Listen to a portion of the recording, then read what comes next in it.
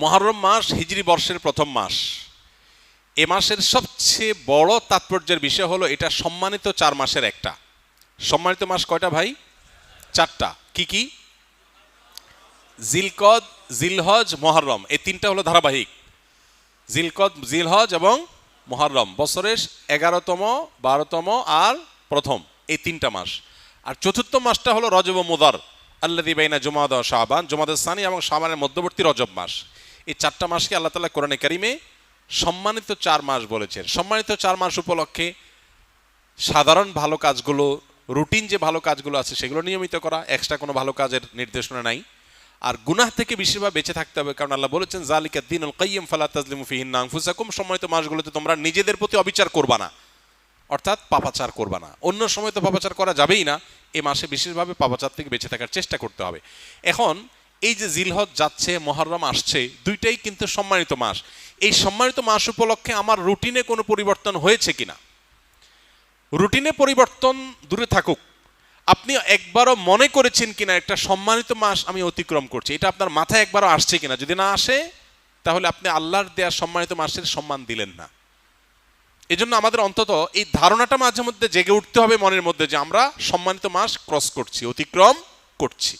তাহলে মুহররম মাস সম্মানিত মাসের ভিতরে সবচেয়ে সম্মানিত মাস। নবী করিম সাল্লাল্লাহু আলাইহি ওয়াসাল্লাম এই মাসের একটা বিশেষ করণীয় স্থির করেছেন, সেটা হলো বেশি বেশি নফল রোজা রাখা। মুহররম মাসে বেশি বেশি রোজা রাখা। তিনি বলেছেন আফদালুস সিয়ামি বা'দা রমাদান শাহরুল্লাহিল মুহররম। সহিহ মুসলিমের হাদিস যে রমজানের পর আল্লাহর কাছে সবচেয়ে উত্তম রোজা হলো আল্লাহর মাস মুহররম মাসের রোজা। এই জন্য এই মাসে বেশি বেশি আমরা নফল রোজা রাখবো ইনশাআল্লাহ। এই মাসের তাৎপর্যের আরেকটা কারণ হলো এই মাসে আশুরা আছে, অর্থাৎ মুহররমের 10 তারিখটা বিশেষ তাৎপর্য পূর্ণ একটা দিন, যেদিনে আল্লাহ তাআলা মূসা আলাইহিস সালামকে মুক্তি দিয়েছেন ফেরাউনের বাহিনীর বিপরীতে, এবং নবী সাল্লাল্লাহু আলাইহি সাল্লাম সেই ঘটনায় আল্লাহর কৃতজ্ঞতা আদায় করে মূসা আলাইহিস সালামের সপক্ষে তিনি আল্লাহর কাছে সিয়াম পালন করেছিলেন, এবং আশুরার দিনে রোজা রাখার ফলে 1 বছর পূর্বের গুনাহ মাফ হয়ে যায়। এবং আশুরার সাথে আরও একদিনে রোজা রাখে 9 অথবা 11 মুহররম, 10 তারিখে তো বটেই, তার সাথে 9 তারিখ অথবা 11 তারিখ প্লাস করে 2টা রোজা রাখা হলো সুন্নাহ। এটা হলো মুহররম মাসের করণীয়, সারা মাসে বেশি রোজা রাখা, আশুরার রোজা রাখা বিশেষভাবে, আর সম্মানিত মাস হিসাবে এ মাসের সম্মান দিয়ে চলা, এ হলো মুহররম মাসের করণীয়। এর বাইরে মুহররম মাসকে ঘিরে আমাদের দেশে তাজিয়া মিছিল, শোক মিছিল সহ নানাবিধ কার্যক্রম আমাদের চোখে পড়ে। এগুলোর সাথে কোরআন বা সুন্নাহর কোনো সম্পর্ক নেই, এগুলো মন গড়া এবং বেদাত। যেই দিনে আশুরার দিনে রোজা রাখার কথা বলা হয়েছে সেই দিনে লাল ডেক বসায় যদি খিচুড়ি খায় তাহলে সুন্নাহর খেলাফ কাজ হবে আরও, সে কাজটি আমাদের দেশে হচ্ছে। সুন্নাহর প্রচলন নাই, বেদাতের প্রচলন আছে। আল্লাহ আমাদেরকে বুঝার তৌফিক দান করুন। হিজরি সন, নবী করিম সাল্লাল্লাহু আলাইহি সাল্লামের হিজরতকে কেন্দ্র করে যে সনের গণনা আরম্ভ হয়েছে সেই সনটাকে বলা হয় হিজরি সন। আর গোটা পৃথিবীর মানুষের কাছে অতি পরিচিত আরেকটা সন হলো ঈসাই সন বা খ্রিস্টীয় সন, যেটাকে আমরা ইংরেজি সন বলে জানি। আসলে ইংরেজি সন না, এই সনটার নাম আসলে কি? ঈসাই সন বা খ্রিস্টীয় সন। খ্রিস্টানদের অথবা খ্রিস্টান ধর্ম সংশ্লিষ্ট সন হলো ঈসাই সন, যেটাকে আমরা ইংরেজি সন বলি। এটা কোনো ইংরেজি সন না। এই সনের গণনা আরম্ভ হয়েছে ঈসা আলাইহিস সালামকে কেন্দ্র করে, সেজন্য এটাকে ঈসাই সন বলা হয়। এই সন গণনার সূচনা হয়েছে খ্রিস্টান ধর্ম বিশ্বাসের আলোকে, সেজন্য এটাকে খ্রিস্টীয় সন বা খ্রিস্টাব্দ বলা যায়। কিন্তু এর সাথে ইংরেজির কোনো সম্পর্ক নেই, ফলে এটাকে ইংরেজি সন বলা মোটা দাগে ভুল, যেটা আমরা করি। একটা ধর্মীয় সনকে আমরা সেকুলার সনে পরিণত করেছি। খ্রিস্টীয় সন, ঈসাই সন, এটা কোনো সেকুলার সন না, এটা একটা কোন সন? ধর্মীয় একটা সন। যেই সনের সাথে সম্পর্ক কিসের? ঈসা আলাইহিস সালামের। খ্রিস্টান মানুষ ধর্মের মানুষদের মতে, তাদের বিশ্বাস মতে ঈসা আলাইহিস সালামের জন্মের সনটাকে প্রথম ধরে এরপরে 2-3 গুনতে গুনতে আজ 2026 এসে পৌঁছেছে। তো এই সন গণনাটা মূলত খ্রিস্টান ধর্ম বিশ্বাসকে কেন্দ্র করে বা খ্রিস্টানদের ধর্মীয় ইস্যুকে কেন্দ্র করে, সেজন্য এটা খ্রিস্টীয় সন, খ্রিস্টান ধর্মের মানুষের বিশ্বাস কেন্দ্রিক সন। এটাকে জেনারেলাইজ করে আমাদের সবার কাছে এটাকে সহজে গলদকরণ করা হয়েছে কি বলে? ইংরেজি সন বলে। মানে এই সমাজে যখন মানুষ নিজেকে অনেক সভ্য, শিক্ষিত, স্মার্ট, অনেক বেশি সচেতন মনে করে, সেই সমাজে এরকম মোটা দাগে একটা ভুল আমরা বয়ে বেড়াচ্ছি, যেটা খুবই হাস্যকর। আর যে সনটার ব্যাপারে প্রশ্ন এসছে সেটা হলো হিজরি সন।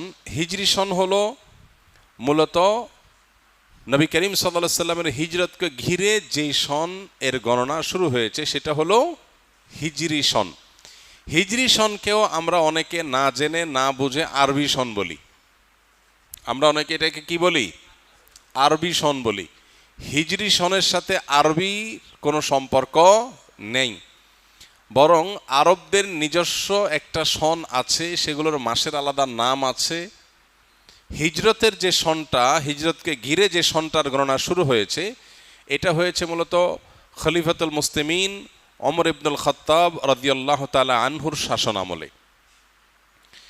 এটার সূচনার ঘটনা হলো ওমর রাদিয়াল্লাহু তাআলা আনহুর শাসন আমলে বিভিন্ন রাষ্ট্রীয় চিঠি বিভিন্ন এলাকার গভর্নররা তার কাছে যখন পাঠাতেন, কোনোটাতে দেখা থাকতো শাবান। তো একবার একটা চিঠিতে এরকম মাসের নাম লেখা আছে, মাসের নাম লেখা আছে শাবান।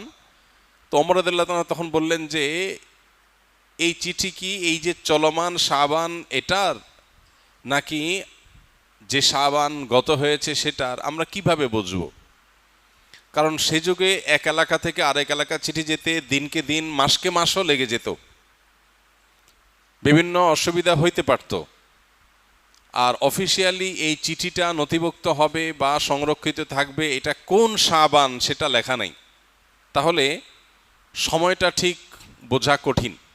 তখন ওমর রাদিয়াল্লাহু তাআলা আনহু সাহাবায়ে কেরামের সাথে পরামর্শ করলেন যে একটা সনের প্রবর্তন যদি আমরা না করি, তাহলে সেক্ষেত্রে শুধু মাসের নাম দিয়ে যে কোনো চিঠি পত্র বা এই জাতীয় কাগজ ইত্যাদি এগুলোকে সঠিক সময়কে সংরক্ষণ করা কঠিন।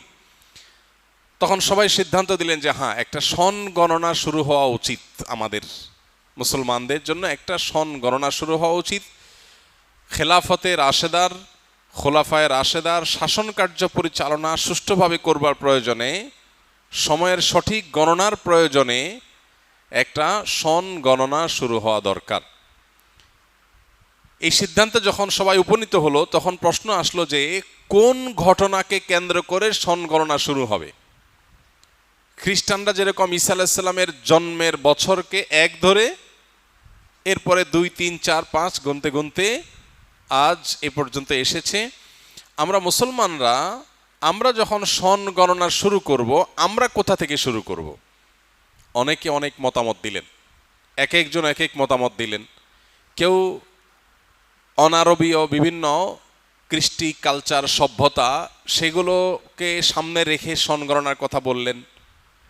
কেউ নবী করিম সাল্লাল্লাহু আলাইহি সাল্লামের নবুয়ত লাভের বছরকে এক ধরে তারপর থেকে সন গণনার কথা বললেন। এরকম আরও একাধিক মতামত দেয়া হলো। নবী করিম সাল্লাল্লাহু আলাইহি সাল্লামের জন্মের বছরকে এক ধরে তারপরে সন গণনা শুরু করা যেতে পারে, তার নবুয়ত লাভের বছরকে এক ধরে তারপরে 2, 3, 4 গুনতে গুনতে সন গণনা শুরু করা যেতে পারে। অনেকগুলো মতামতের মধ্যে খলিফাতুল মুসলিমিন ওমর ইবনুল খাত্তাব রাদিয়াল্লাহু তাআলা আনহু তিনি নবী সাল্লাল্লাহু আলাইহি সাল্লামের হিজরতের বছরকে, মক্কা থেকে হিজরত করে মদিনায় আসার বছরকে এক ধরে সন গণনার এই মতটাকে তিনি পছন্দ করলেন এবং এটার উপরে সাহাবায়ে কেরাম সিদ্ধান্ত নিলেন যে হ্যাঁ, আমরা হিজরতের সন থেকে সন গণনা শুরু করব। সেই থেকে শুরু হয়েছে হিজরি সন। বাংলা সন যেটা প্রচলিত আছে এটাও হিজরি সনের আরেকটা ভার্সন। এটার ইতিহাস আমরা নিশ্চয়ই অনেকে জেনে থাকবো যে সম্রাট আকবরের শাসন আমলে যখন খাজনা তোলা হতো, তখন চান্দ্রবর্ষের আলোকে খাজনা তুলতে গিয়ে কিছু জটিলতা তৈরি হলো। তখন শুধুমাত্র হিজরি সনটাকেই কনভার্ট করে সেটাকে সৌরবর্ষে রূপান্তর করে সন গণনা শুরু হলো। ফলে বাংলা সন এবং হিজরি সনের মধ্যে আমরা দেখি যে কাছাকাছি অবস্থান আছে। সামান্য যেটুকু পার্থক্য হয়েছে এটুকু সোলার এবং লোনার বর্ষের কারণে, চন্দ্র এবং সূর্যের বর্ষের কারণে। তো খোলাসা এবং নির্যাস কথা হলো যে হিজরি সনের গণনা এটি শুরু হয়েছে ওমর রাদিয়াল্লাহু তাআলার শাসন আমলে, আর শুরু হয়েছে নবীজির হিজরতের ঘটনাকে কেন্দ্র করে। এখানে একটা মজার প্রশ্ন আছে। সেই প্রশ্ন হলো, নবী করিম সাল্লাল্লাহু আলাইহি সাল্লামের জীবনে এত কিছু থাকতে হিজরত থেকে কেন হিজরি সনের গণনা শুরু হলো? হিজরত আপাত দৃষ্টিতে এটা কি কাঙ্ক্ষিত বিষয় না অনাকাঙ্ক্ষিত? অনাকাঙ্ক্ষিত। কেন অনাকাঙ্ক্ষিত? মানুষ নিজের মাতৃভূমিতে বসবাস করবে, এটাই তো স্বাভাবিক। নিজের মাতৃভূমি ছেড়ে আরেক দেশে চলে যেতে হচ্ছে, এটা কি স্বাভাবিক ঘটনা? সাহাবা একরাম নবী করিম সাল্লাল্লাহু আলাইহি সাল্লামের সাথে মক্কা থেকে হিজরত করে এসেছেন কোথায়? মদিনায়। তাদের মাতৃভূমিতে তাদেরকে থাকতে দেয়া হয়নি, তাদেরকে দেশান্তরিত হতে বাধ্য করা হয়েছে। তারা দেশান্তরিত হয়েছেন, হিজরত করেছেন। এটা কি প্রত্যাশিত ছিল? তাহলে একটা দুঃখজনক ঘটনাকে কেন্দ্র করে হিজরি সনের গণনা কেন শুরু হলো? মানুষ কি দুঃখের ঘটনাকে স্মরণীয় করে রাখতে চায় না সুখের ঘটনাকে? কি বলেন? আনন্দের ঘটনাকে স্মরণ করিয়ে রাখতে চায় নাকি বেদনার ঘটনাকে? বেদনাকে স্মরণ করে রাখতে চায় মানুষ। বেদনা মানুষ ভুলতে চায়, দুঃখের ঘটনা মানুষ ভুলতে চায়, মানুষ স্মরণ করতে চায় না। স্মরণ করতে চায় কোনটা? আনন্দের ঘটনা। এই জন্য জন্ম দিবস উদযাপন হয়, অবশ্য আজকাল মৃত্যু দিবস উদযাপন হয়, বিবাহ বার্ষিকী উদযাপন হয়, যদিও আজকাল বিবাহ বিচ্ছেদ নিয়েও উদযাপন হয়। কিয়ামত নিকটবর্তী হয়ে গেছে, মানুষ অনেক উদ্ভট এবং হাস্যকর কাজও করবে। বাকি সাধারণ আমাদের সমাজ ব্যবস্থায়, আমাদের সাধারণ জীবনযাত্রা আমরা দেখি আনন্দের ঘটনাকে মানুষ বারবার স্মরণ করে মজা পায়, দুঃখের ঘটনা মানুষ ভুলতে চায়। সেখানে সাহাবীরা নবী সাল্লাল্লাহু আলাইহি সাল্লামের জীবনে নবুয়ত লাভের বছর, আনন্দের বছর, বদরের যুদ্ধের বিজয় আনন্দের বছর, এরকম কোন একটা আনন্দের ঘটনাকে কেন্দ্র করে সন গণনা শুরু না করে একটি বেদনার ঘটনাকে কেন্দ্র করে সন গণনা শুরু করেছেন কেন? আমরা যদি দেখি ঈসাই সনের কথা, খ্রিস্টীয় সনের কথা, তাহলে সেটা দেখি যে ঈসা আলাইহিস সালামের জন্মর বছরকে এক ধরে তারা গণনা শুরু করেছে, একটা আনন্দের ঘটনা। কিন্তু মুহাম্মদ সাল্লাল্লাহু আলাইহি সাল্লামের ক্ষেত্রে এসে কেন সাহাবা একরাম একটা বেদনার ঘটনা দিয়ে শুরু করলেন? উত্তর হলো, হিজরত আপাত দৃষ্টিতে বেদনা হলেও হিজরত হলো কিয়ামত পর্যন্ত আগত মুসলমানদের জন্য সবচেয়ে বড় প্রেরণার নাম। কিভাবে প্রেরণা? কারণ হিজরত আমাদেরকে স্মরণ করিয়ে দেয়, কঠিন সময়ে যদি তোমাকে তোমার মাতৃভূমি ত্যাগ করে চলে যেতেও হয়, তোমার প্রতি জুলুম করে তোমাকে যদি দেশান্তর করেও দেয়া হয়, আল্লাহর সন্তুষ্টি চিত্তে যদি তুমি সেই কাজটাকে বরণ করো, মেনে নাও, আর তুমি যদি সত্যের উপরে অটল অবিচল থাকো, তাহলে অচিরেই তুমি আবার সেই ভূমিতে ফিরে আসবে। হিজরত সেই শিক্ষা, সেই প্রেরণা, সেই স্মরণ আমাদেরকে করায়। সেই জন্য সাহাবা একরাম হিজরতকে স্মরণীয় করে রাখবার চেষ্টা করেছেন। আপাতদৃষ্টিতে দেখা যায় হিজরতের মাধ্যমে সাহাবা একরাম এক এলাকা থেকে আরেক এলাকায় রিফিউজিদের মতো আশ্রয় নিতে হয়েছে, কিন্তু আমরা দেখেছি হিজরতের পরের ইতিহাসটা বিজয়ের ইতিহাস। ইন্নামা আল উসরে ইউসরা। কঠিন সময় যখন যায় আমরা বিচলিত হয়ে যাই, কিন্তু কঠিন সময়ের পরেই যে সুসময় আসে এটা হিজরত আমাদেরকে বলে দিয়েছে। হিজরতের পরে দ্বিতীয় হিজরি সনেই আমরা দেখেছি বদরের মতো ঐতিহাসিক বিজয় আল্লাহ তাআলা দিয়েছেন। মাত্র 6 থেকে 7 বছর যেতে না যেতেই আল্লাহ মক্কা বিজয়ের মতো ঘটনা দিয়েছেন। মাত্র 10 বছরের মধ্যে পৃথিবীর পট পরিবর্তন করে দিয়েছেন। যেটা মক্কায় থেকে 13 বছরে হয় নাই, সেটা মদিনায় 10 বছরে তার চাইতে বহুগুণ অগ্রসর হয়েছে। এমনকি আল্লাহ আয়াতও নাজিল করেছেন, ইযা জাআ নাসরুল্লাহি ওয়াল ফাতহ। আল্লাহর সাহায্য এবং বিজয় যখন আসবে, দেখবে মানুষ দলে দলে ইসলামে আল্লাহর দ্বীনে দাখিল হচ্ছে। তাহলে হিজরতের পরেই এটি ঘটেছিল। এজন্য কোনো বেদনা বিধুর অধ্যায় বাহ্যিক দৃষ্টিকোণ থেকে কোনো পরীক্ষা, এটা ইমানদার কখনো এটাতে ভেঙে পড়া উচিত নয়। হিজরত আমাদেরকে সেই শিক্ষা দেয়। কঠিন সময়ের পরে সুসময় আসে, প্রয়োজন শুধু সবরের, প্রয়োজন শুধু ধৈর্যের, প্রয়োজন শুধু অপেক্ষার, প্রয়োজন শুধুমাত্র সঠিক ট্র্যাকে নিজেকে টিকিয়ে রাখার। কিয়ামত পর্যন্ত আগত ইমানদারদের জন্য হিজরতের চেতনা, হিজরতের শিক্ষা, এটা দৈনন্দিন জীবনে, দিনী জীবনে, সামগ্রিক জীবনে বারবার মানুষের জীবনে প্রয়োজন। এই জন্যই সাহাবা একরাম হিজরতের এই ঘটনাকে স্মরণীয় করে রাখবার জন্য হিজরি সনের গণনা শুরু করেছেন হিজরতের ঘটনা থেকে। আল্লাহ আমাদেরকে এই সন থেকে যে অনুপ্রেরণা, হিজরতের ঘটনা থেকে যে প্রেরণা আমাদের গ্রহণ করা দরকার, সেটা গ্রহণ করার তৌফিক দান করুন। হিজরি সনের হিসাব সংরক্ষণ করা ফরজে কিফায়া।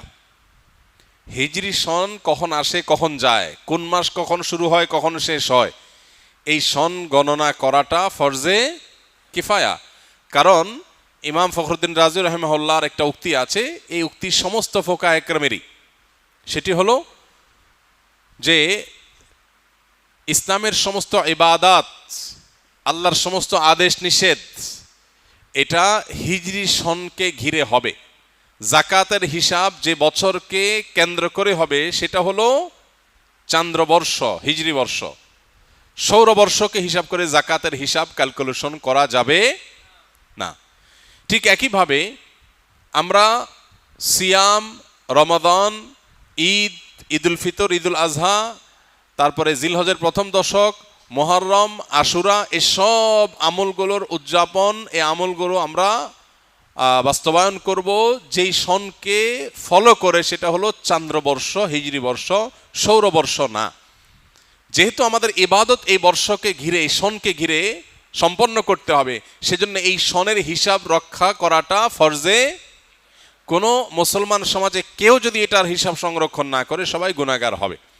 তো এই জন্য শুধুমাত্র জাতীয় চাঁদ দেখা কমিটির উপরে ন্যস্ত না করে আমাদের কর্তব্য দিনী প্রতিষ্ঠানগুলো থেকে মুসলমান হিসাবে আমরা অন্তত হিজরি সনের হিসাবটা রাখবো ইনশাআল্লাহ। এখন কোন মাস চলছে যেন? জিলহজ। আজকে কয় তারিখ কেউ কি জানি? ইনফ্যাক্ট আমি নিজেও জানি না। আজকে কয় তারিখ ভাই? 25। হ্যাঁ, শেষের দিকে আমরা আছি এটুকু জানি, কিন্তু এক্সাক্ট তারিখটা আমরা জানি না। এটা একটা ত্রুটি আমাদের এটা একটা ত্রুটি। আমরা চেষ্টা করব ইনশাআল্লাহ হিজরি সনের তারিখ কখন আসে কখন যায় ঠিক রাখবার। আমাদেরকে চাঁদের 13, 14, 15 এই 3 দিনে রোজা রাখার নির্দেশ করেছেন নবী করিম সাল্লাল্লাহু আলাইহি সাল্লাম, যে 3 দিনকে বলা হয় আইয়ামে বীজ। আইয়ামে বীজ চাঁদের, চান্দ্র মাসের 13, 14, 15।